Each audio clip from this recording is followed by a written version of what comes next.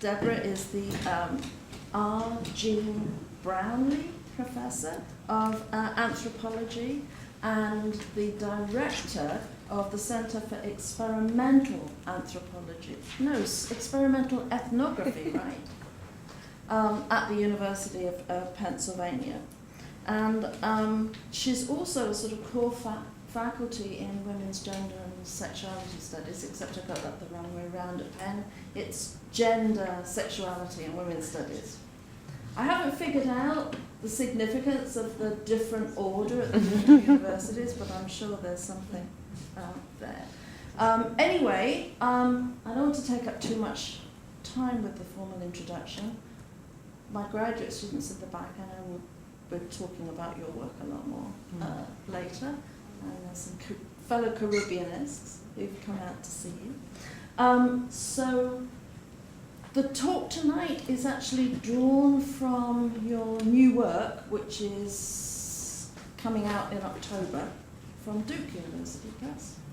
And the title is Political Life in the Wake of the Plantation, Sovereignty, Witnessing, and Repair.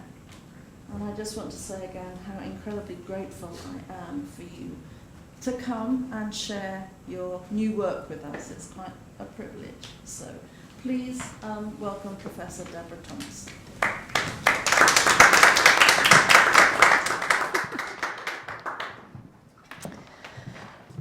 Hi, good evening. Thank you, Hazel, and thank you, Hazel and Interpol, for inviting me to be part of this seminar, and to the students for hanging out earlier today. What I'm going to do today is, as Hazel said, talk to you a little bit about my new book that's coming out in October, and I'm sort of going to give it to you in three parts. I'm going to give you a kind of theoretical framing, I'm going to give you a kind of historical framing, and then I'm going to give you a kind of imaginative framing after that, and I'm not going to give you any evidence. I'm going to show you some evidence, but I'm not going to talk about it. So we could talk about it in the Q&A if you wanted to, and talk about the sort of extra textual dimensions of this project, which actually did not start as a written project. It did start as a visual project. So I always tell my graduate students, especially, that when you start a PhD program, you have to make sure that the question you're asking is the question that keeps you up at night. You know, what is the thing that irritates you the most? And for me, the question that keeps me up at night is, what does it mean to be human politically in the wake of the plantation? How have people confronted the unpredictable afterlives of colonialism and slavery, nationalism and state formation, in a way that performs not only a material transformation, but also an affective transformation? What does sovereignty feel like? These questions are the ones that have been haunting me over the last 13 years or so, during which I've been developing archives of the relationships between sovereignty and violence in Jamaica. My specific obsessions have had to do with the temporal regimes to which post-colonial sovereignty projects have been tethered, how these regimes have conditioned the affective states through which they're enacted and experienced, and how they've shaped the complex relations between sovereignty and subjectivity within a context whose foundational realities are imperialism, colonization, and plantation-based slavery. I've been interested in what Sylvia Wynter has identified as a constitutive tension between the dominant logic of the plantation and its internal threat, the often millennial spaces within which enslaved persons maintained a conception of themselves as human rather than as property. It's this tension that would ultimately shape the relationship between the national and the popular over struggles over sovereignty. And it's also this tension that becomes legible by attending both to moments of exceptional violence and to the realm of everyday practice. My current project, which is a collaboration between psychologist Dan Bell and musician and composer Junior Gabu Wedderburn, concerns the so-called Tivoli incursion in West Kingston, Jamaica in 2010, during which members of the police force and the army attempted to apprehend Christopher Dudus Coke, who had been ordered for extradition to stand trial in the United States on gun and drug running charges, and in the process they killed at least 75 civilians.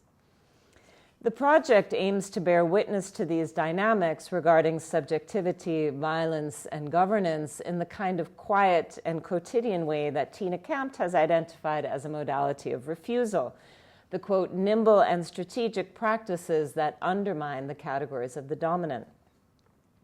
Witnessing, as implied here, is neither straightforward nor unmediated. Rather, it's ambivalent and relationally complex. And our agenda, therefore, has been to really juxtapose archives, assemblages of archives, and these archives are visual archives, they're oral historical archives, they're colonial archives, they're also post-colonial archives. And we want to bring them together in order to think through the relations that they bring into being among the psychic, material, affective, prophetic, and political dimensions of sovereignty, and the broader historical and geopolitical entanglements these relations make visible. And we also want to pull them together in order to think through what are the possibilities that they generate for a redefinition of human recognition. So the form of witnessing that interests me is one that I'm calling Witnessing 2.0. And this is not the witnessing of human rights organizations or of public tribunals like Truth and Reconciliation Commissions, which are limited in and through their relationships to the categories through which they're mobilized, such as human rights and reconciliation. Witnessing 2.0 is instead closer to the form of bearing witness described by Barbie Zalazar, in which witnessing is the moral practice that involves assuming responsibility for contemporary events. This is what Sue Tate has referred to as bearing witness, distinguishing it from eyewitnessing by emphasizing its affective dimensions beyond visuality. Tate argues, quote, that bearing witness exceeds seeing, and this excess lies in what it means to perform responsibility, or what Avery Gordon has elaborated as responsibility. Witnessing 2.0 is the kind of co-performative witnessing for which Dwight Conkergood, a performance studies scholar, consistently advocated. This is a commitment to, in Soyini Madison's words, shared temporality, bodies on the line, soundscapes of power, dialogic interanimation, political action, and matters of the heart. Witnessing 2.0 emerges through the development of affective archives in order to reveal the ways that we maintain the conjunctures of power within which we live, as well as how the technologies through which we witness potentially exceed these conjunctures. It therefore offers us windows into what Walter Benjamin called the tiny spark of contingency that might produce something unexpected and that might redefine the human outside of modernist binaries. Witnessing 2.0 thus makes visible how affects operate in multiple temporalities and across levels of consciousness. It's a practice of recognition and love that destabilizes the boundaries between self and other, knowing and feeling, complicity and accountability, and one that potentially reformulates the ground of the human itself. New World plantations, it has been extensively argued, provided the basis for modern social and economic arrangements in the Western Hemisphere and beyond. Contemporary claims and complaints regarding humanness in the Caribbean are therefore being made within a modernity generated through the movement of Europe, with Africa conscripted, toward the Americas, and the establishment of new forms of genocidal violence as the basis of a changing transnational capitalist political economy.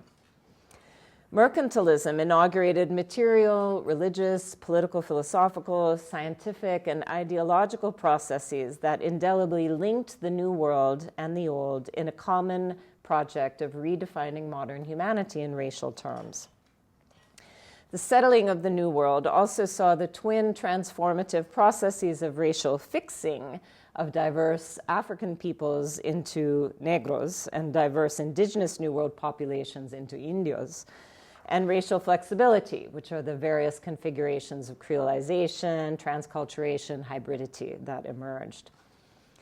These were processes that became institutionalized through particular extractive labor regimes and constellations of citizenship that excluded non-European groups.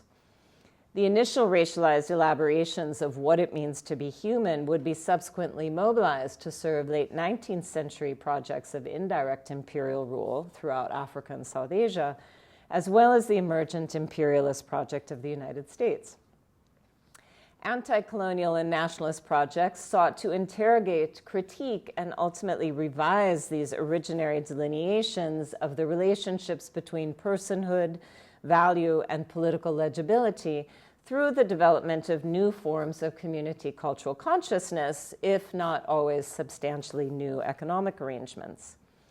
Indeed, the elaboration of continuities between imperial and nationalist modalities of governance has been a critical focus of scholars of empire across the disciplines, including attention in the case of New World societies to the ongoing forms of violence that have been enacted against Black bodies.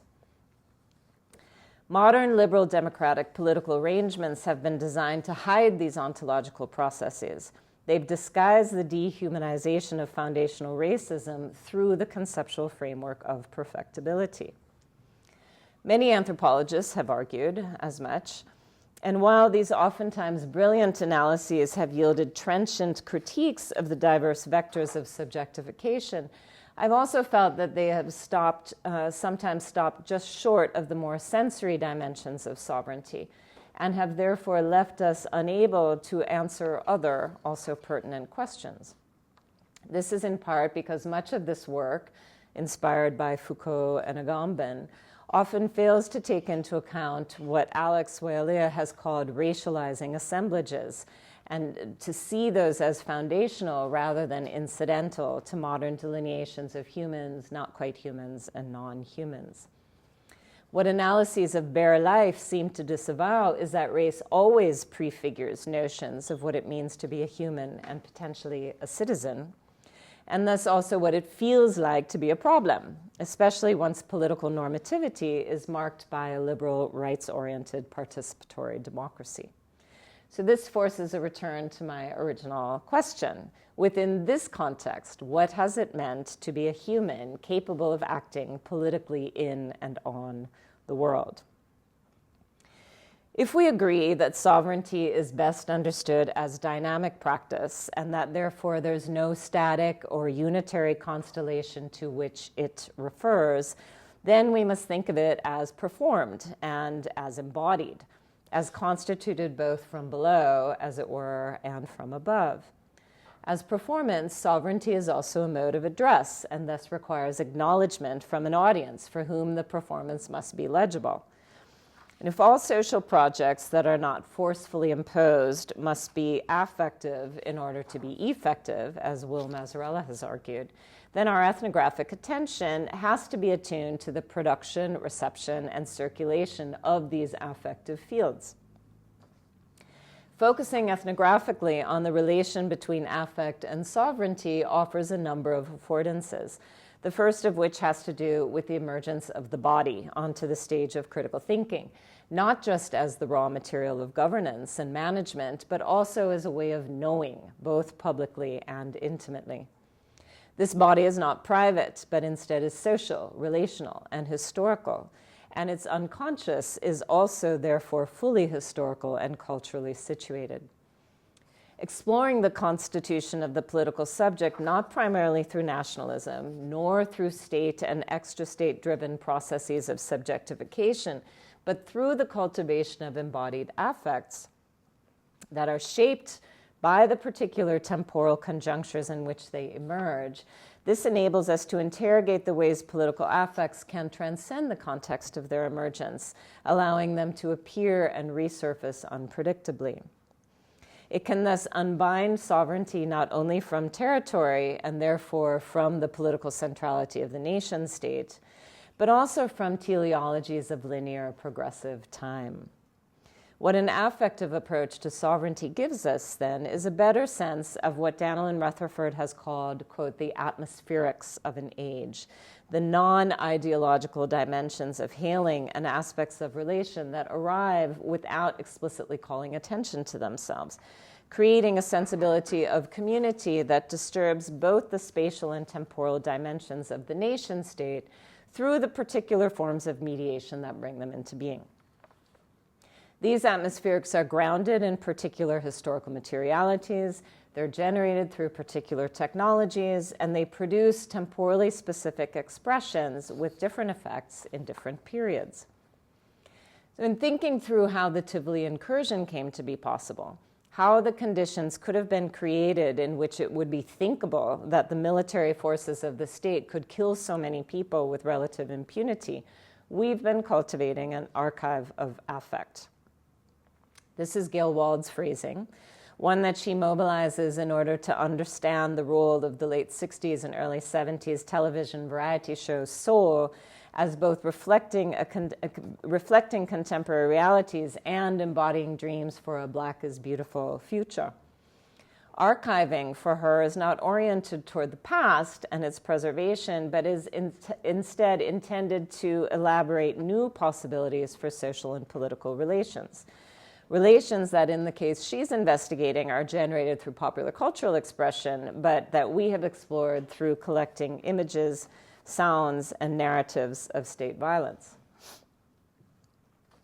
Nadia Ellis has called this elaboration of possibility improvisation, an embodied affective register through which African diasporic people enact survival under conditions of unpredictability and multiple forms of sovereign violence. An archive of affect is not quite a counter-archive, or perhaps it would be more accurate to suggest that it's not beholden to the nationalist and masculinist discursive frames that often contextualize counter-archives. Those documentation practices and social movements that have taken the space of the nation state as their primary mobilizing rubric have accomplished many critical goals, but have ultimately failed to reorient our conceptualization of social and historical processes outside the domain of the cultural and our visions of the political outside the space of the liberal, hence the persistence of the culture of violence and culture of poverty tropes and the patterns of exclusion that characterize the colonial period. An archive of affect, instead, opens a space of potentiality, one that might catalyze new possibilities for seeing connections previously taken for granted, for ordering our ontological taken for granted, like time and space, politics and justice, and the very terrain of humanism itself. In making this argument, I'm not trying to suggest that there's some romantic and miraculous sphere of political action outside significatory processes, but I'm instead suggesting that the unpredictability of affect and subsequently its power lies in its simultaneous operation at the cognitive mediated level and at a more visceral level. We constitute ourselves through political activity in the everyday, both at the level of consciousness and at the level of embodiment. Assembling archives of affect, then, should tell us something about how the sphere of the political has been imagined and felt at various junctures, and about the kinds of politics that are possible at these junctures. It can help us to respond to forms of racism that produce the ideological terrain of the post-contact New World, but also encourage us to renew, revive, reconstruct, and represent our histories in order to rethink our present. Archives of affect, because they're nonlinear and thus unobligated to the teleologies of liberalism, can also shift the politics of reparation away from discretely local and legally verifiable events and toward the long and slow processes undermining our ability to forge social and political community together. They can urge us to be more skeptical about nationalist narratives of perfectibility, whereby we triumph over past prejudices and injustices through a force of will and commitment to moral right, and instead encourage us to train our vision more pointedly to the transnational geopolitical and sociocultural spheres and to the messiness of sovereignty at different moments. At the same time, by inspiring us to see and hear differently, Archives of Affect can help us to focus on the everyday ways people innovate life without constantly projecting today's struggle into a future redemption. Because they are, in the end, technologies of deep recognition, Archives of Affect can also create a sense of mutuality that not only exposes complicity, but also demands collective accountability. That's the theory section. My launching pad for these explorations is, of course, the Caribbean, and specifically Jamaica, where the pressing question always seems to come back to how the society came to be so saturated with violence and what we can do to end it. In the Caribbean, the history of plantation development and the transatlantic slave trade has meant that there's been no straightforward relationship between territoriality, nativeness, and nationalist governance. Moreover, in Jamaica, as elsewhere in the British West Indies, the reckoning of land rights, norms regarding the organization of political authority, and conflicts among subgroups developed not in relation to originary land use, but in relationship to a context, at least prior to the 19th century, in which the planter class wielded considerable political influence within Parliament and absolute authority locally, and in which indigenous people have been conceptually disappeared. In Orlando Patterson's classic text, The Sociology of Slavery, he argued that the primary characteristic of Jamaican slave society was absenteeism, and this was not true of all West Indian societies. This element was central to the whole social order, he wrote, and was in some way related to almost every other aspect of the society. For Patterson, the consequences of absenteeism were legion. It evacuated Jamaican society from potential leaders within all sectors, and therefore resulted in a legislative council populated by individuals whose, and this is his words, whose poverty and inefficiency was a matter of public notoriety, who had no respect and no influence, and who therefore severely diminished the character and efficacy of public office. And that's he's quoting there Governor Marquita Sligo. Absenteeism prevented the development of a proper educational system, which meant that even planters and their children, save the wealthiest, remained semi-literate. And it, quote, led to a complete breakdown of religion and morality among the resident whites. Clergymen, he points out, were some of the most profligate, which then occasions a breakdown of the institutions of marriage and the family. Most of all, absenteeism meant that the majority of estate profits were repatriated to England rather than reinvested locally, which was, quote, disastrous for an economy so heavily dependent on foreign supplies. Absenteeism thus produced, in his words, a loosely integrated society within which there were no significant institutions to create or reinforce laws. Furthermore, Patterson points out, for more than 125 years after the initial British colonization of the island, there were no comprehensive slave codes. And despite the passage of a Slave Act in 1696, the relationships between masters and enslaved persons were governed by customs rather than laws.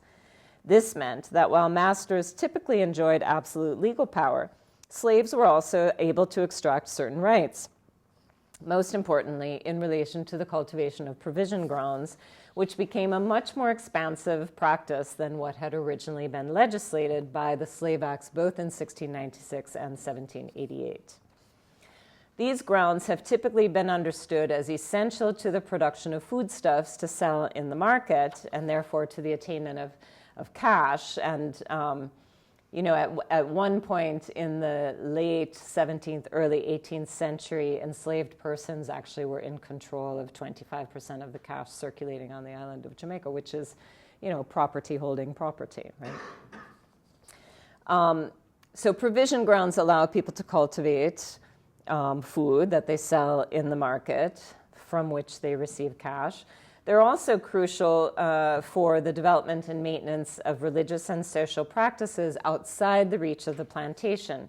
Customary stewardship, however, of provision grounds, however, also weakened slave resistance to white power, as Trevor Bernard has reminded us. This is his words now.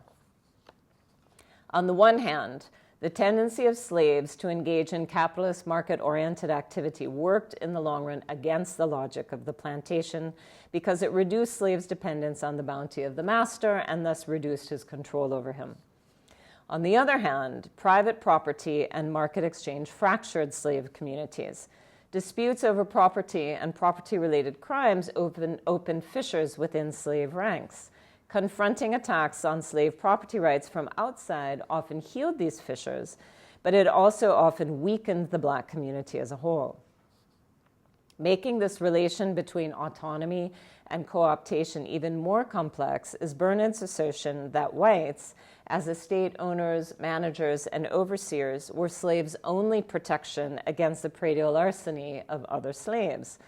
As a result, potential solidarities were further strained. And this is Bernard again.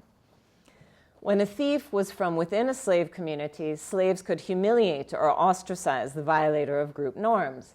But when a thief came from outside the closed society of the plantation, slaves had little option other than to turn to their masters, who alone had recourse to the law and the authority to apprehend and punish slaves wherever they came from. Whites here embodied the law, and slaves as property had no inherent rights unto themselves, and therefore any legal action on their behalf had to be undertaken by their masters. Slaves, on the other hand, entered into competitive arrangements with other slaves as custodians of property. Though they developed collective interests in the preservation of their economic and arguably sociocultural resources, this, quote, communal solidarity was limited and territorially defined, and the customary agreements masters entered into with slaves ensured the smooth functioning of the plantation system as a whole. I've argued elsewhere that we could read in these dynamics the beginnings of a system of patronage and clientelism, albeit an unstable one, in which political authority was not only racialized but also tied to territorially rooted patterns of protection that ultimately encouraged alliances between the powerful and those they exploited, and undermined alliances between the exploited themselves. In an interview with David Scott, Orlando Patterson made a similar claim, arguing that, quote, there's a clear pattern of continuity between the instability of slavery and the plantation belt that sometimes permeated the peasant area and then fed right into the urban slums. Indeed, patron clientelism would become the defining characteristic of a political system that features what have come to be known in the contemporary period as garrisons. In Jamaica, a nexus of customary rights related to land use and heritability and forms of patronage and clientelistic loyalty forged the ground on which and mechanisms through which nationalist claims developed in the 20th century. What I want to highlight here is that just as the plantation was foundational to modern economic production and labor organization, it was this phenomenon that also shaped the infrastructures, practices, and processes of politics within post-colonial New World nation states. In Jamaica, the political economy of modern citizenship was, by the mid-20th century, defined through participation in the trade union movement. This broad movement ultimately became politicized via the formation of oppositional political parties, the People's National Party, the PNP, and the Jamaica Labour Party, the JLP, each connected to a union, the Trades Union Congress, and later the National Workers Union and the Bustamante Industrial Trade Union, respectively. From the earliest moments, conflicts between unions were also conflicts regarding the politicization of territory, especially in downtown Kingston, and these conflicts were often violent. In response to a question from political scientist, activist, and politician Trevor Monroe regarding street fighting during union conflicts in the 1940s, Richard Hart, who is a much celebrated leftist political organizer, remembered, quote, Whole streets changed the composition of tenants living in a particular area, because if you were a PNP man, you couldn't live in certain areas.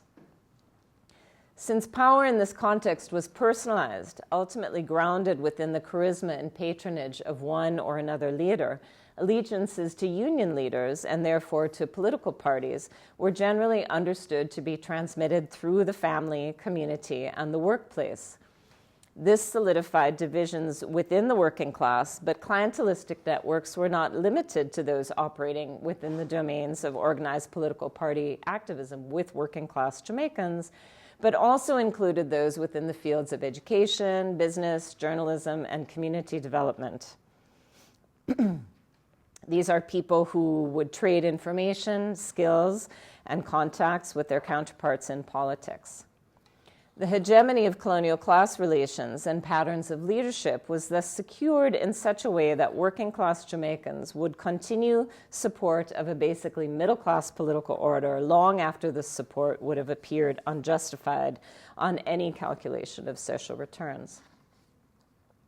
Beginning with universal adult suffrage in 1944 and culminating with independence in 1962, as government power grew, it became more centralized, which further eroded the ability of working class people to make decisions that would improve their political, economic, and social circumstances, even at the level of local government. This situation was exacerbated by an intensification of partisanship in the distribution of state resources. While this became a feature of politics in the late 1940s, it really only became institutionalized with respect to labor by the 50s and housing by the 60s. The distribution of seasonal farm work tickets, for example, was by 1955 known to operate on a partisan basis. Consider the example, documented by Trevor Monroe, of a woman who registered for a job with the Government Employment Bureau and was asked what constituency she lived in. I was told that I would have to be a member of some PNP group before they would help me find a job. To make sure I wouldn't lie to them, they told me to get a note from the chairman of whatever group I joined. And that this kind of thing was party policy is evident from the 1959 People's National Party Group Leaders Training Course pamphlet that Monroe cites, which laid out the following policy. See that PNP people get work. Of every 10, make it 6 PNP and 4 JLP. And PNP hardcore workers should be provided for. By 1966, when the JLP was in power and when some factions of the U.S. labor movement were pressuring the American government to shut down the farm work program, this kind of partisanship related to employment continued in the guise of assisting farm workers vis-a-vis U.S. unions. In a letter from Michael Manley, who was at that point the island supervisor and first vice president of the NWU, to his father, Norman Manley, who was the leader of the opposition at that time, he explained that, quote, their great friend in the American labor movement, called Nick Zonorich, had advised him that he had convinced the U.S. unions to organize West Indian farm workers rather than to advocate for their removal. As a result, the younger Manley proposed that representatives from the NWU meet PNP-recommended farm workers before they departed for the United States in order to, quote, put them in a frame of mind to expect to be organized by representatives of the American trade union movement. He added that the NWU and the PNP executive agreed that their policy was to cooperate with the AFL-CIO and that they did not wish to, quote, include the Ministry of Labor and the Bustamante Industrial Trade Union in such an exercise, but would prefer to help through the efforts of the NWU, their own union. This correspondence shows that political partisanship in Jamaica also took on a transnational dimension and was also entangled with foreign institutional bodies.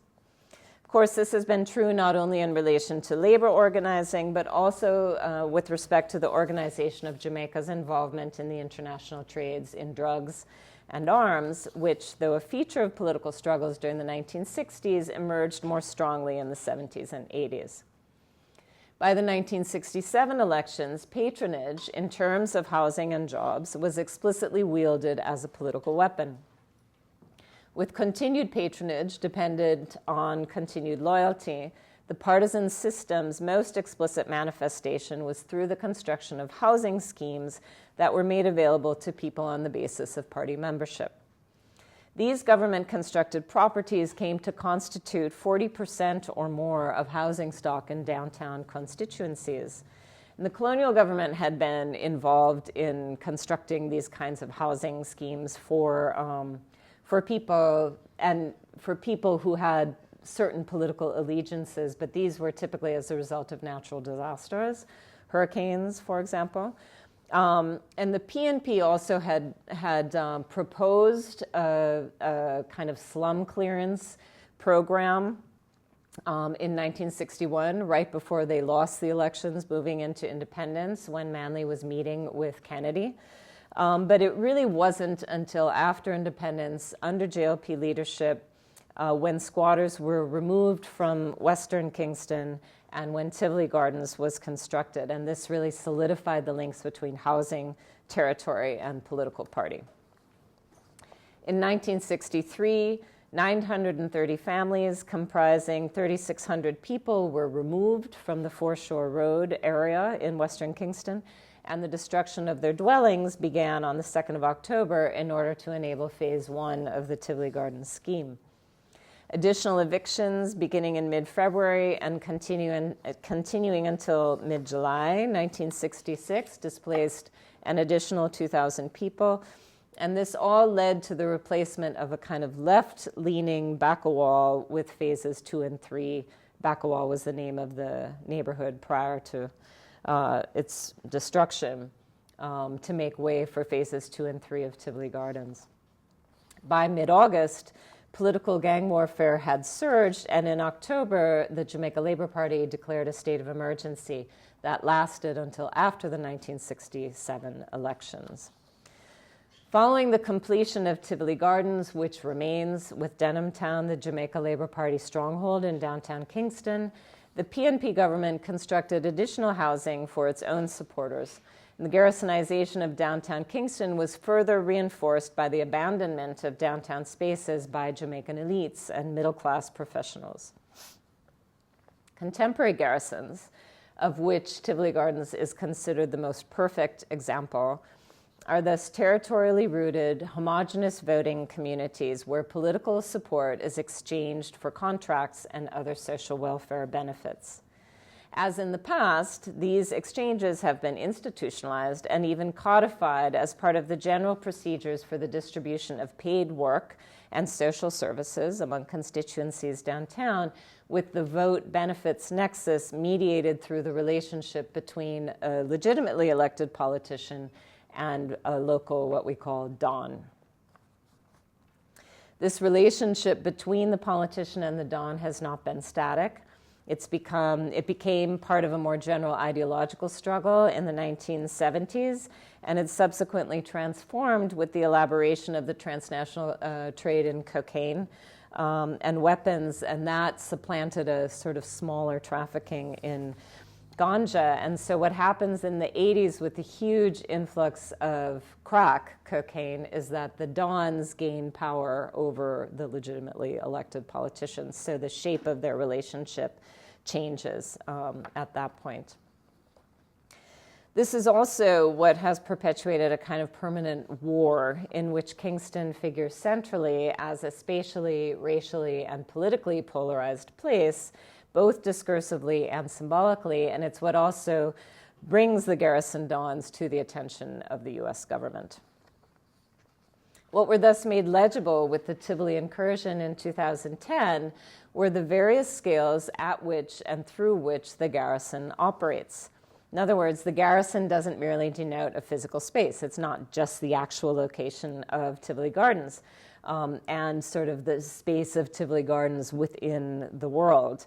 But it also evokes an affective disposition encompassing the requirement of submission to a set of dictating norms and forms of violence that include the suspension of critical consciousness, the simultaneous denigration of Blackness and its celebration in popular culture, the violent policing of movement, and the need to appeal to a leader for the provision of basic requirements. So again, that should remind you of what's happening on the plantation in terms of patterns of authority. So this is why other modalities of organizing political life and social development, like Rastafari, like Black Power, like the People's Freedom Movement, are seen and subdued as threats, not only to Jamaican sovereignty and U.S. hegemony, but also to the worldview that positions Black bodies as the instruments of profit, both economic and political, for others. What undergirds my arguments here is the assertion that these contemporary manifestations of garrison politics are grounded in a system of political authority on sugar states that are, again, oriented toward loyalty to a powerful figure and reliance upon that figure for work, benefits, and protection. There is, in other words, a certain kind of global historical priorness that we should attribute to political organization in New World societies, one that has to do with the infrastructures, practices, and processes of politics within post-colonial nation states, in which the racialized category of Blackness must be understood as foundational to the experience of modern sovereignty. We would do well to remember that in Jamaica and elsewhere, the consolidation of plantation-based rather than peasant-based agriculture only deepened with the penetration of the United States in the late 19th century. While in Puerto Rico, Cuba, and the Dominican Republic, plantations heralded an investment in sugar, in Jamaica it was banana production that became more vertically integrated into an export-oriented plantation system monopolized by, ultimately, United Fruit Company, despite the fact that the banana industry actually has its origins as a peasant crop. Right?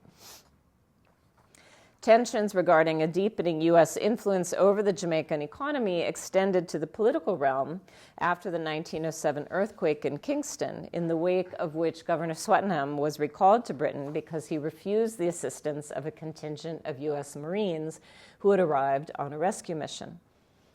By World War II, with the basis for Destroyers Agreement and in its aftermath with the establishment of the Anglo-Caribbean Commission, the United States had a significant foothold in Jamaican economic, political, and sociocultural life, and this foothold only deepened throughout the 20th century and into the 21st with the militarization of drug policy and the intensification of migration after the 1965 Immigration Naturalization Act. The U.S.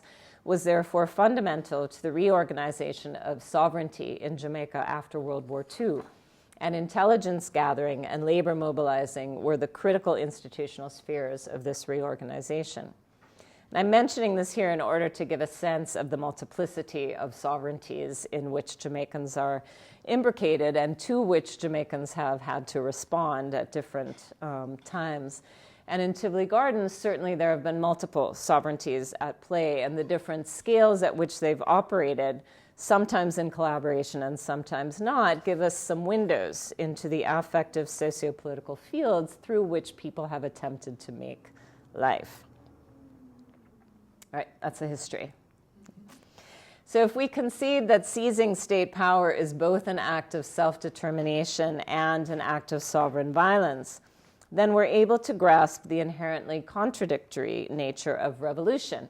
And we're in a position to take seriously Maziki Thames' argument that, quote, the post-colonial experience produces violence that in and of itself is related to the processes of liberation. Drawing from Anglophone Caribbean scholarship, attending to the relevance of Fanonian views of revolution to the formerly British West Indian countries, Thame explores the gendered, racialized, and class dimensions of Caribbean nationalisms.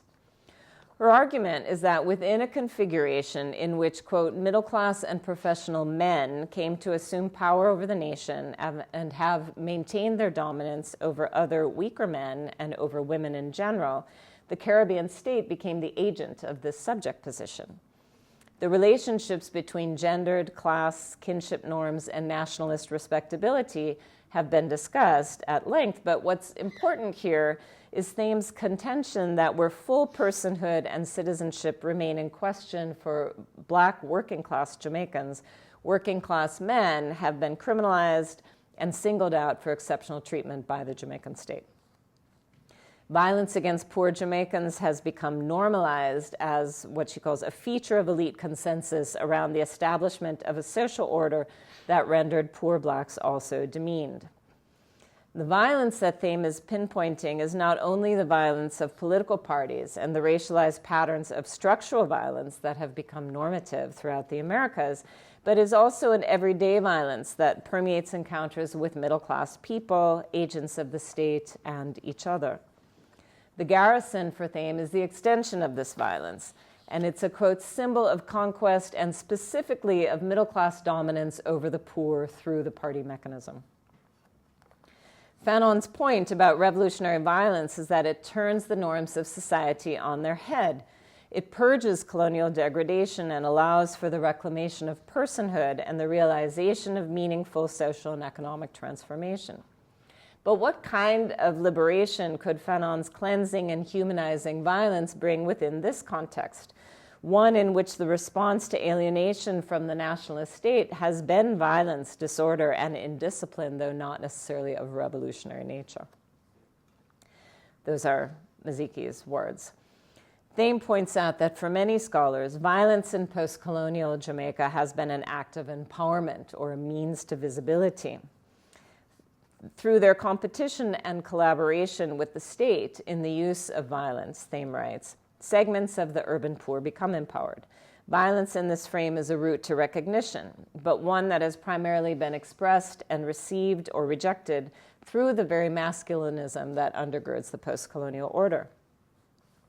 Can this ultimately allow for the development of new political, social, economic, and ethical logics? Thame suggests that, quote, we need a new focus on the meaning of liberation, which seeks to deconstruct a decolonization steeped in men's desire to power and to simultaneously transform the, quote, institutions of alienation and domination that became features of the post-colonial state. So here is a crux of an important insight into why earlier models of political liberation have been exhausted. If we must confront what David Scott has argued over the past 2 decades is a crisis in the coherence of the secular modern project, then how do we contend with the limits of post-colonial sovereignty and its flawed models for social change? How might we critique the incompatibility of decoloniality and liberalism without falling into what Sylvia Wynter called simplistic, easy radicalisms? Within anthropology, the critique of liberalism has tended to center on the liberalism of Locke, Kant, and other framers of the Enlightenment-oriented modern state institutions that would ultimately come to operate through a focus on private property, market relations, and developmentalism. It has not typically turned its critical lens toward the romanticist strands of liberalism, perhaps because these are the strands that are the more common fodder for anthropological research. The cargo cults and millennial movements critical of abstract rationalism and capitalist modernity that we have striven to make legible given configurations of inequality. While we've deconstructed the utopias envisioned through these movements, we have respected them, even sometimes rescuing them from the sense that romanticism tends inescapably toward fascism, totalitarianism, and similarly reactionary programs.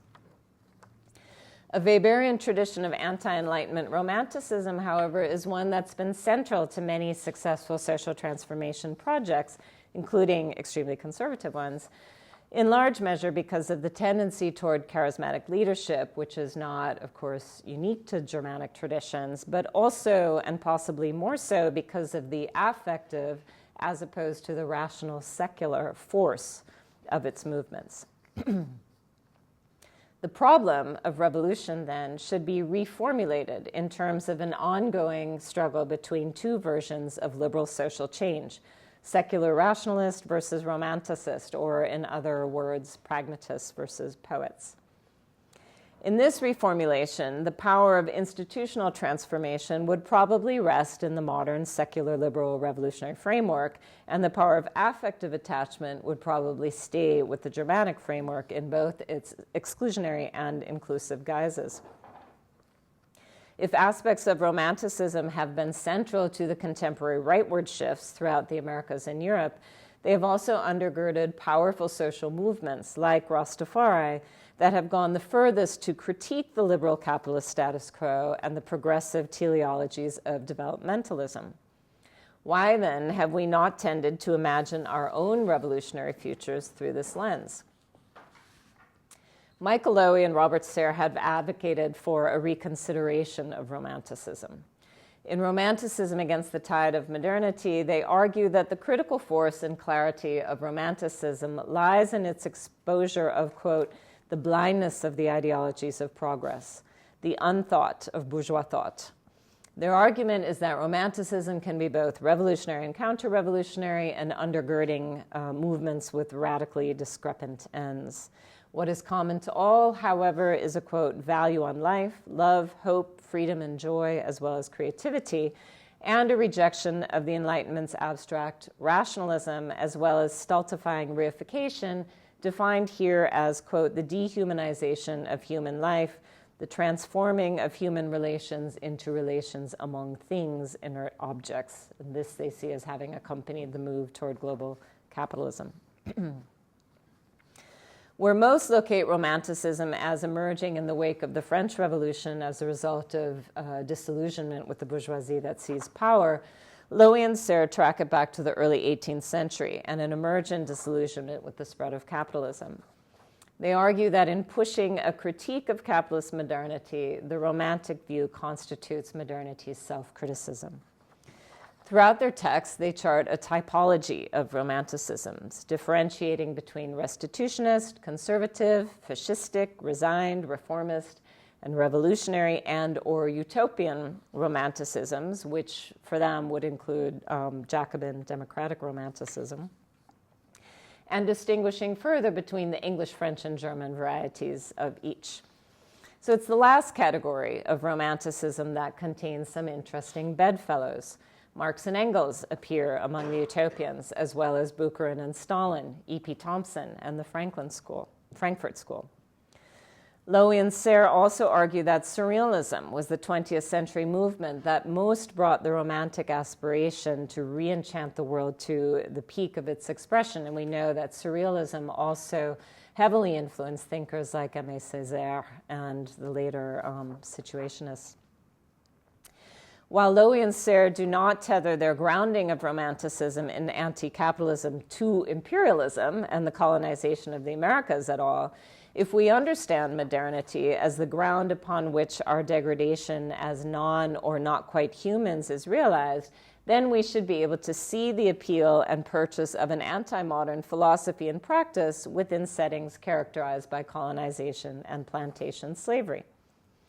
For Europeans, Romanticist nostalgia for the past and the desire to recreate a pre-capitalist human community was often reckoned through being harmoniously connected with nature. While this has been a strand within New World post-plantation movements, the desire for the recognition of personhood and Romanticism's critique of reification would perhaps be its more compelling dimensions. So in Jamaica, we could define the struggles for revolutionary social change as one between the progressive left, which is a formation that I would take to include the various Marxist and Black power groups that came to occupy the political landscape after universal suffrage in 1944, but more stridently in the late 1960s and the early 1970s. So that's the progressive left on one side, and the prophetic left, a formation that would encompass Rastafari, but also Ethiopianism and earlier redemptive religious movements like Bedwardism, as well as kind of secular prophetic hybrid movements like Garveyism. Of course, these two formations, especially during the late 60s and early 70s, did not exist within a nationalist vacuum and were not necessarily mutually exclusive. At particular moments and within particular contexts, there were significant points of overlap and sometimes collaboration between these two versions of social transformation. At other times, there were significant disconnects. Moreover, if the general difficulty of revolution is not the breaking of the old, but the institutionalizing of the new, then the difficulty of both forms of revolution in the Caribbean and the devastation attending their collapse has to do with the position of the region within a global political economy increasingly dominated by the United States and now also China. For the progressive left, the bourgeois rights achieved through liberal revolutions are important, meaningful, and deserving of more profound elaboration through the strong and slow boring of hard boards, as Weber once famously defined politics. This is an approach that criticizes the present while calling on modernity to surpass itself. And it's one that works from the messy and difficult here and now, rather than envisioning a utopian past or future.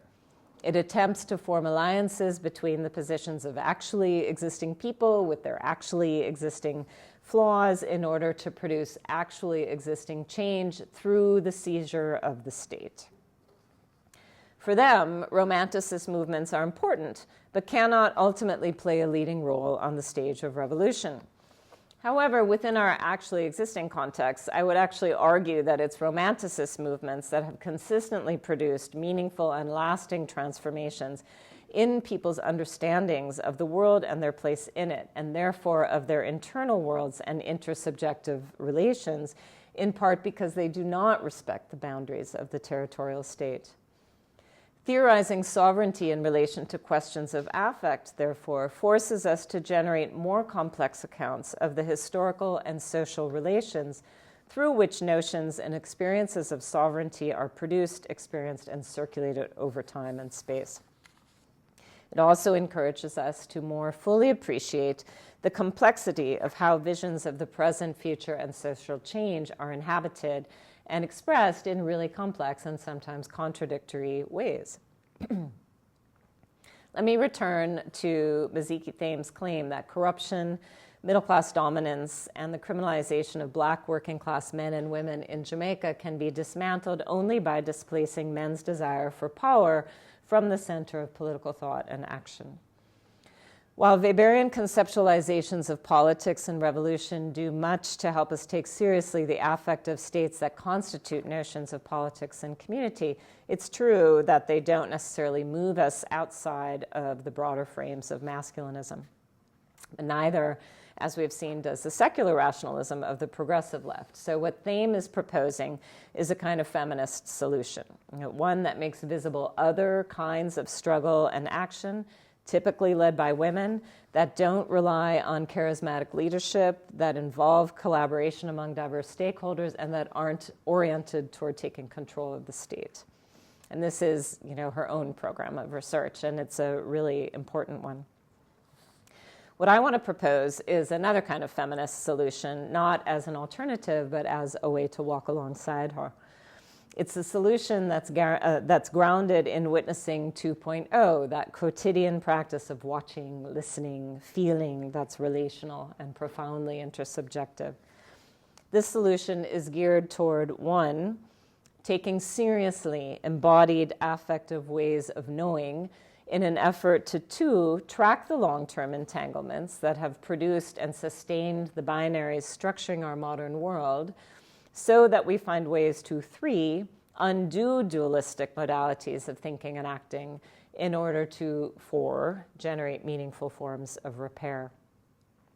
I ultimately argue that this repair must be generated through the real love of deep recognition, but that is the subject of another talk.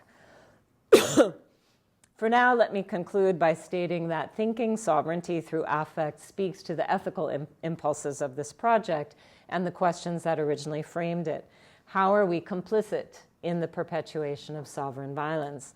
And what might real liberation feel like? Thank you.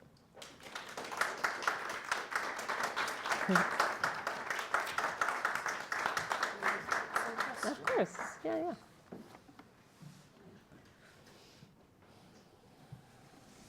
Do you mind if I start?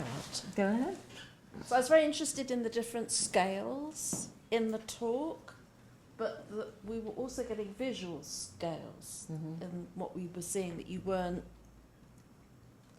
maybe implicitly, but not explicitly referencing. Yeah. But, so from the sort of, the surveillance scales to the street scales, whatever, but we end with the target on this woman.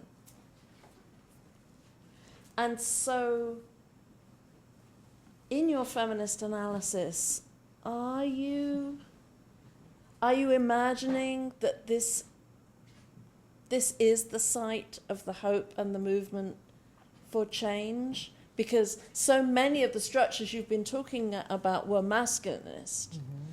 So is this area of the affect and the feeling going to be mobilized, do you think, primarily by women at a local level? I mean, I'm just wondering, because it's actually quite a depressing visual ending with the time. I mean... Sorry, I didn't. I should have ended it there rather than on top of Annette. But yeah. Yeah. But no, I just wondered where it actually leaves. Mm-hmm. In relation to your question of hope, where are women in that, in terms of the battle against these masculinist structures? Yeah, I wouldn't necessarily locate this move. I wouldn't do the essentialist thing and say that this is, this is a gendered expression, affect.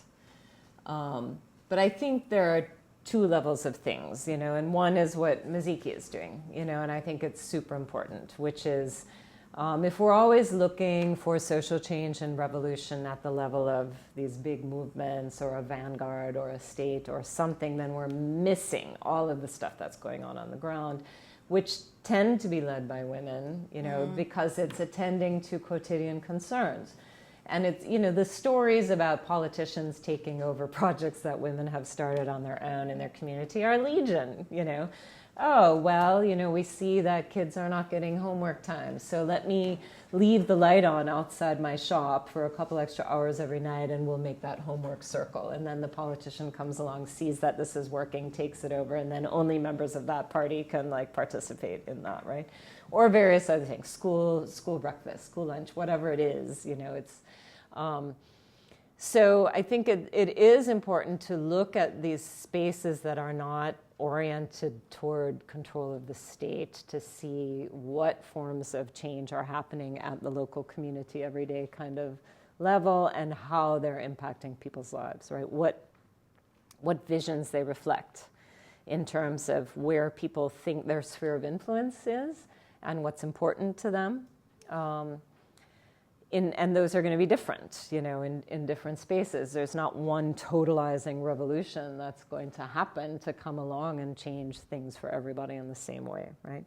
So that's one dimension of explicitly political action that's important to attend to.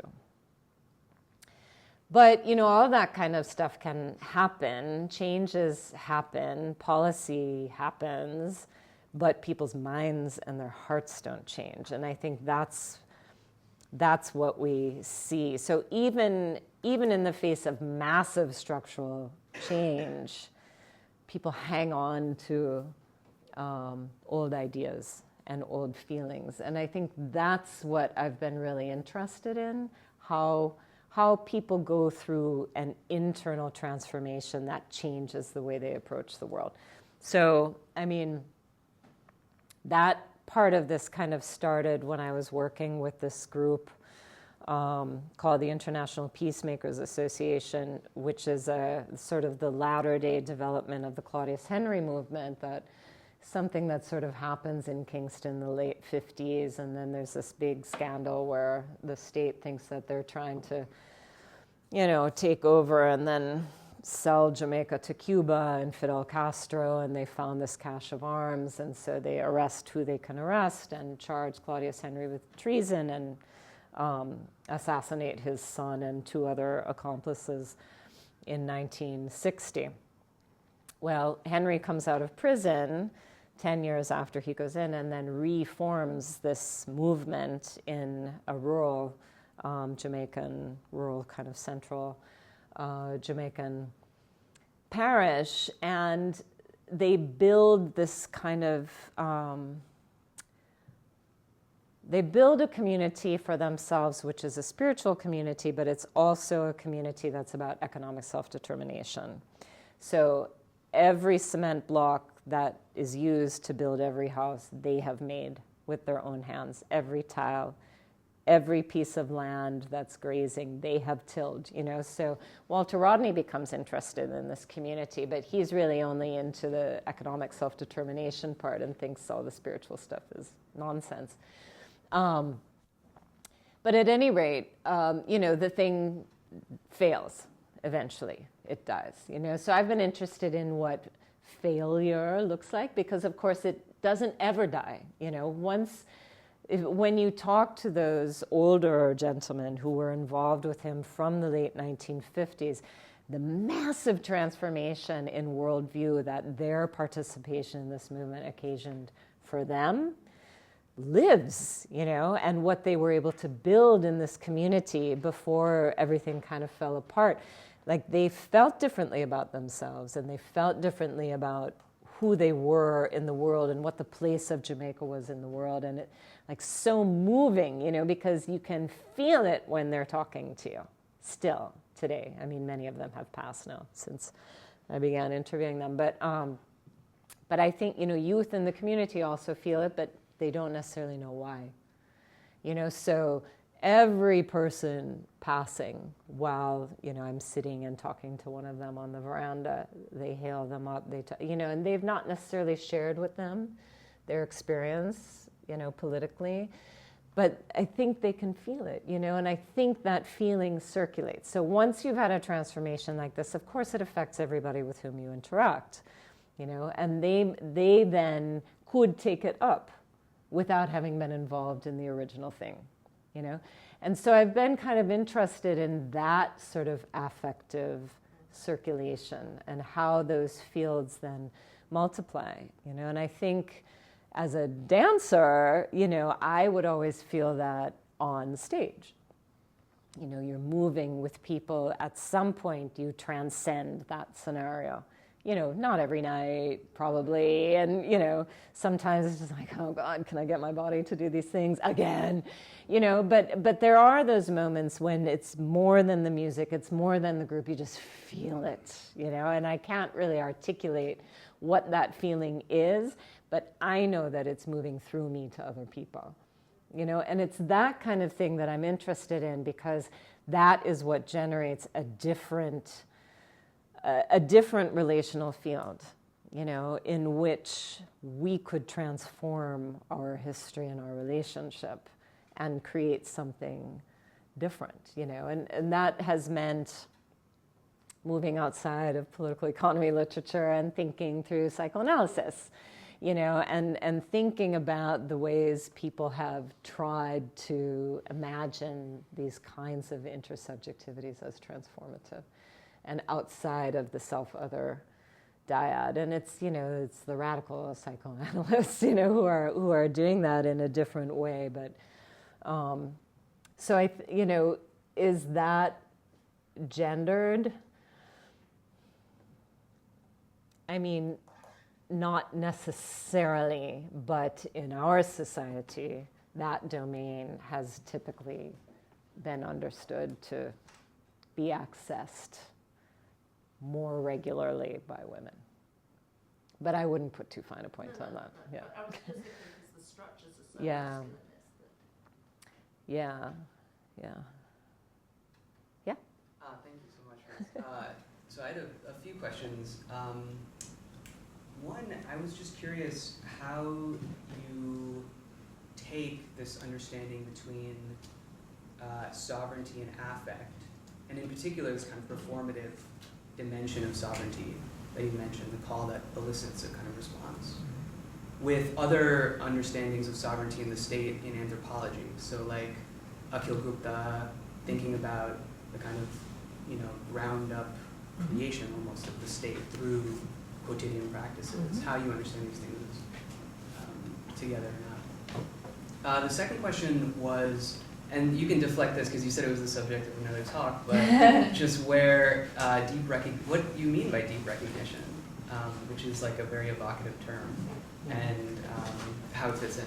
And then the third question is, there's a lot of, so you mentioned kind of liberalism, the state, revolution, and I was wondering if there was a conceptual place at all for democracy within this project and whether it bears perhaps some relation to what you were just talking about, this kind of altered field of relations, this radical intersubjectivity that is episodic or rare, bears some resemblance to what Sheldon Wolin, the political theorist, called fugitive democracy, these moments of kind of spontaneous coming together in the creation, these moments of the genuinely political, how he termed it. And so, and whether, I mean, that's, I know not that much, but maybe Rastafari, political thought and practice, is a resource to turn to for that. But I was just broadly curious about democracy. Yeah. Well, you'll have to give me that reference. Because that sounds interesting and perhaps more of a piece with the kind of stuff I'm thinking about than normal liberal democratic theory would be. So when you say democracy like that, that's what I'm, it's liberalism to me, or a particular conjuncture of how liberalism has been sort of sedimented here. But I would be excited to learn about the fugitive democracy that you mentioned. In terms of recognition, that really, the deep recognition and the love, that really is the psychoanalytic literatures, right? And, Fanon talks about the failure of, what we might now call decoloniality through the lack of recognition, right? One is only recognized as an object, and he sees he sees a broader form of recognition being enacted through love, which he gets at the very end of Black Skin, White Mass.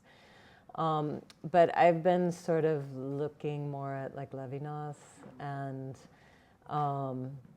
working through, thank you, some of the feminist psychoanalysis theorists, not necessarily practitioners, to think through those kinds of issues, and it ends up in sort of the coda, the last chapter of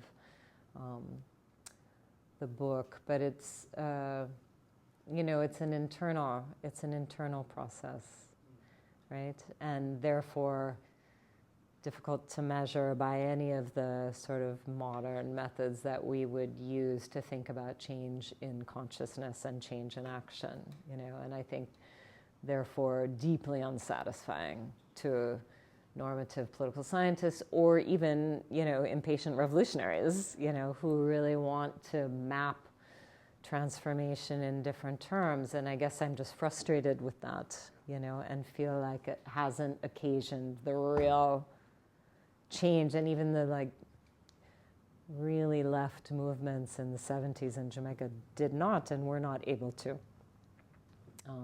As I said in class, we're all prisoners of our own formation on some level. And the first one was, sovereignty. Yeah, I mean, it's all part of a piece, right? How do we come to see ourselves in our daily perambulations as subjects of a state through these very small interactions from the ground up, but also, from the top down. When and how are we hailed?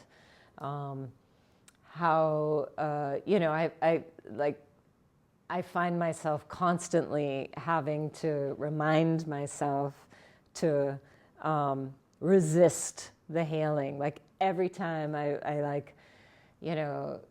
am on the water or something outside Kingston Harbor, I have to stop myself from singing a stupid folk song, or you know what I mean, or identifying with that moment and feeling one with the landscape or whatever, because I feel like nationalism is really a powerful, powerful force, especially a post-colonial nationalism, and I find it necessary to attempt to resist it at every turn, even as it also appeals to me immensely, both through the kinds of hailings of sort of citizenship and through the day-to-day kind of interactions that support or challenge, those citizenship claims or claims to subjectivity in one way or another. So, I mean, I like Gupta's work a lot. I like Tom Hansen and Finn Stepitat, who really do focus on performativity and embodiment and process. I think that's the key is to think sovereignty as process and project, not as something that exists, as like some bundle of thing, but as something that's ongoing.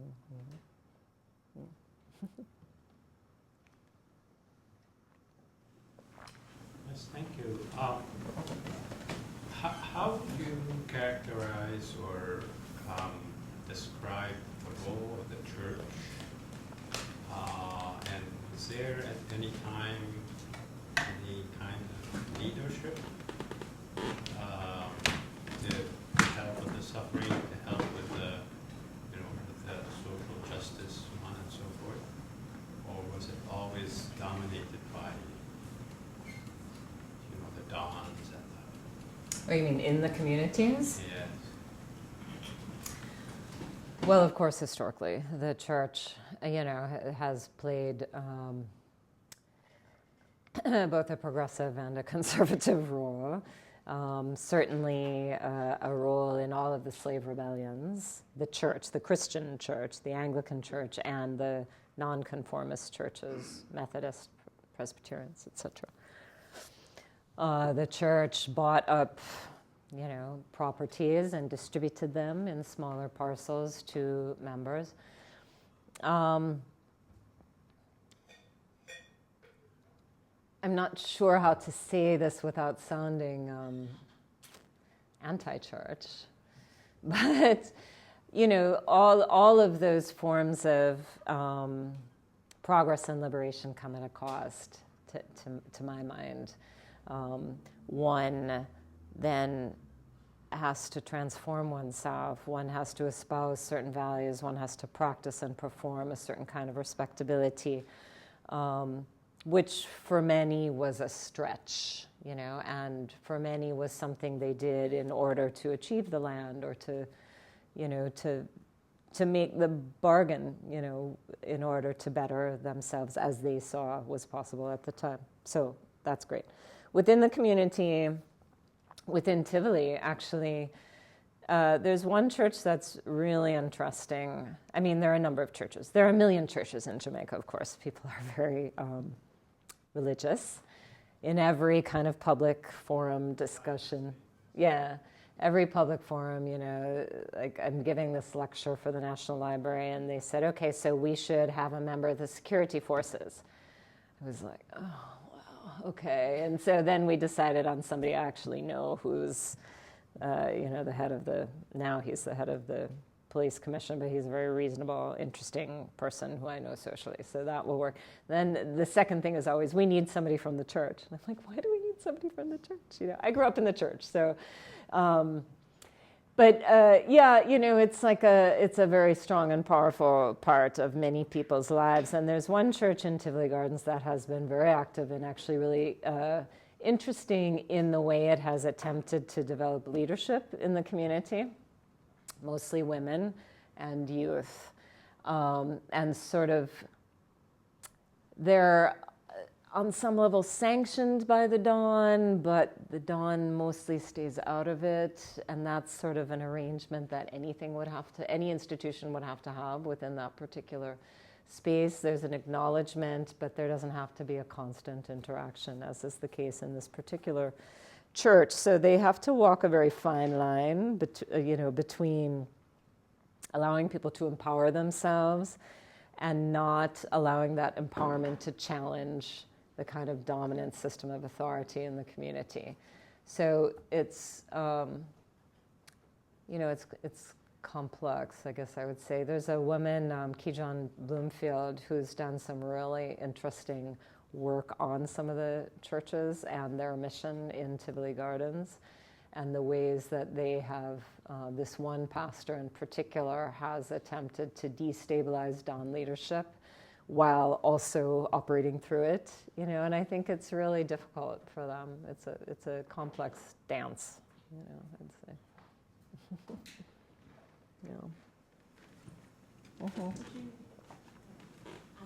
you for the talk. I was wondering about the images on the screen, and when you speak of Witnessing 2.0 and the ways in which we think about the affective domain of witnessing and its responsibility and its entanglement. Could you say something about how those images are organized in relation to how you're theorizing those? Yeah, sure. Well, Hazel's right, as always. There are multiple scales. I'll tell you a little bit about how we got the different images. So all of the surveillance stuff came out of a U.S. drone that was overhead through the operation that some members, high-ranking members of government disavowed, actually, during the Commission of Inquiry. Even the head of Security and Defense was saying, no, there was no U.S. drone overhead, and the Prime Minister had to come on the stand and say, yes, in fact, I had asked for it, but I thought we were just going to get, satellite surveillance. But then, of course, the attaché in the U.S. Embassy releases the cables through WikiLeaks that say, no, that the government asked for a surveillance plane with, et cetera, et cetera. At any rate, so we got that because there was a journalist who wrote a big expose on what happened in the New Yorker, Matt Schwartz. And when Deanne suggested that we do something visually about Tivoli, and I was trying to put her off of that idea, one of my friends who's done a lot of civil society work suggested, say, oh, contact Matt, because he was living in the community, because it's such a closed community. I couldn't find anybody who had, done any NGO work or any tie that I could have really developed, in the way that we had ties for Bad Friday. I just didn't think it would be possible to kind of float into this community we had never been in that has been closed to outsiders and say, oh, let's make a film, So anyway, she put me in touch with Matt, and he was working with a Yale law clinic, actually, and they did a FOIA request for anything related to the operation, and then he got, hours upon hours upon hours of drone footage, and then he passed it on to us, And so that's, that bird's eye view, which, when we would come back and forth having strung footage together with people that we were working with in the community to, ask them, do you like the direction we're going in here? Are you still comfortable with what you said, et cetera, et cetera?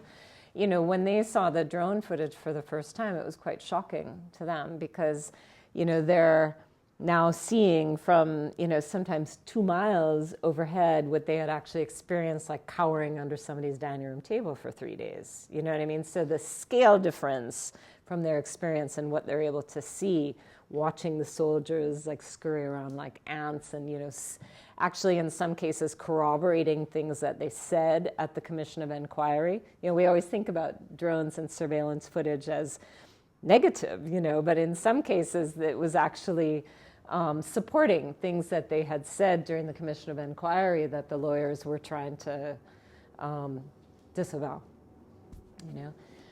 So that's that. Then we did, there's the kind of contemporary landscape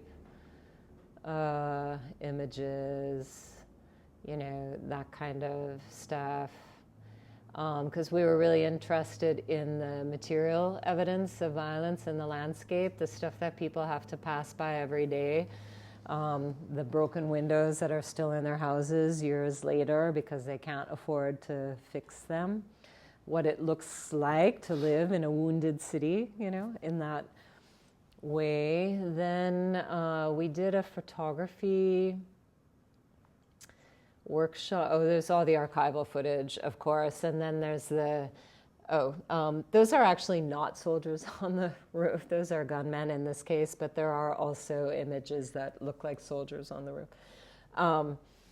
But the newspaper footage gives you a different kind of history that if you sort of were hip to it or you had enough time to read a little bit of it, it would give you the history of the development of political violence during the 70s and this sort of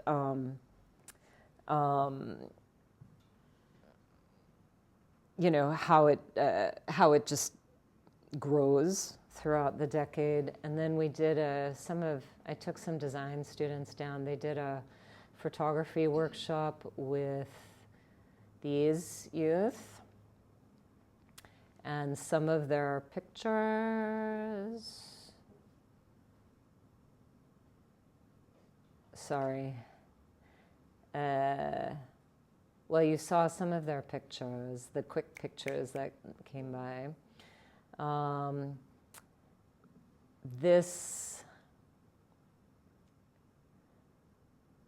This tradition here is called revival, and it's one of the forms that really emerged into this.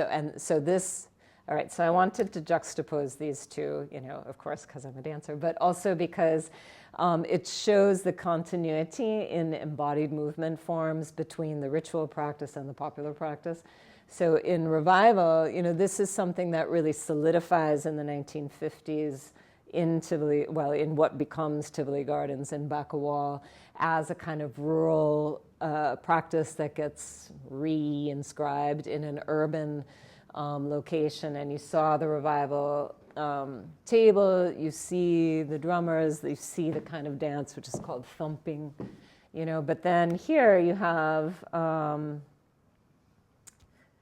Pasa Pasa, which is the kind of weekly street dance that became well known, and which is right on the edge of Tivoli Gardens. And it's one of the spaces that outsiders could come to the community, you know, to do famous, really, worldwide. So I wanted to sort of also include those as living archives, you know, living embodied archives of how people have consistently made life in conditions of violence. And then at the very end, you see sometimes still photographs, and sometimes this is just in the studio as we're, you know, getting ready to record their narratives of the people with whom we worked in the community. And some of this was about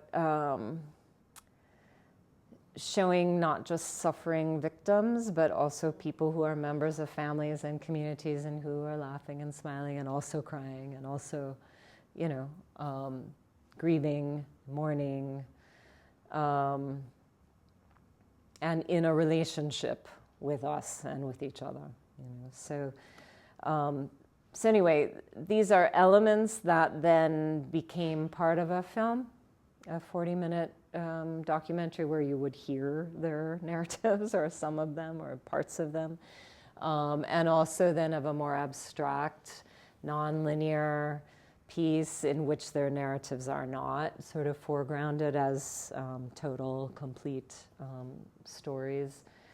But we were interested in juxtaposing them in ways that we thought would, for the audience for whom we were making it, would have some kind of response where they might think about the ways that these narratives implicate them in maintaining the political status quo. So that's not you guys, you know, but that's like a Jamaican middle class audience. So when we showed the documentary in community settings in Kingston, people who are in it come, people who are from the communities come. They get up afterwards, they tell their stories again. They highlight the parts that I edited out, you know, or other people from surrounding communities will get up and tell their story of what happened to them during, you know, this week. In May, they'll talk about, you know, the legacies of slavery and imperial. They basically write the book, you know, that I just wrote, basically, you know. And they talk about how we will never know the true and lasting effects of events like this, because now it's almost 10 years. And, you know, so kids who were 8, 9, and 10 at the time of the incursion, who talked about or whose parents talked about how they can't hear a loud noise without wetting themselves, how they don't sleep anymore, or they, went down in school or whatever. You can't measure that trauma, and you can't take a full measurement of how that affects the ways that they make decisions for their lives now. And I think that's where the conversation usually ends up with people in these kinds of grassroots settings, where we've been showing it as a way to talk about political violence and the legacies of political violence in Jamaica. Middle class settings, I'm not sure yet. We're showing it at the university in March. But based on, what we've tried to do in a couple diasporic settings, people have, we all have our political biases, and if you were alive in the 70s, we all have our sides, that we cling to, and it's very, very difficult for people to humanize people outside of Tivoli Gardens or outside of the JLP to humanize people in this community. So on some level, especially for people who were active lefty mobilizers in the 70s, to even listen to these stories is a betrayal. For us to have attempted to humanize them, is a political betrayal in and of itself, because they're wedded to the project, and they don't therefore see this as state violence that's wrong. That in fact the state should, like, whatever your political sympathies, the state should not be able to go into a community and kill people, or, they're sure that they're lying, or that there's another motive, or why didn't we interview members of the security forces? Why don't we have a more balanced portrayal? So those are the kinds of questions that we've gotten, and, we just have to say, that was not our aim. Our aim was not to make a balanced portrayal. This is not a traditional documentary. This is to sort of implicate all of us into this story. Does that answer? That was a long and rambly answer, but I don't know if it brings together. We should. Thank you. Thank you.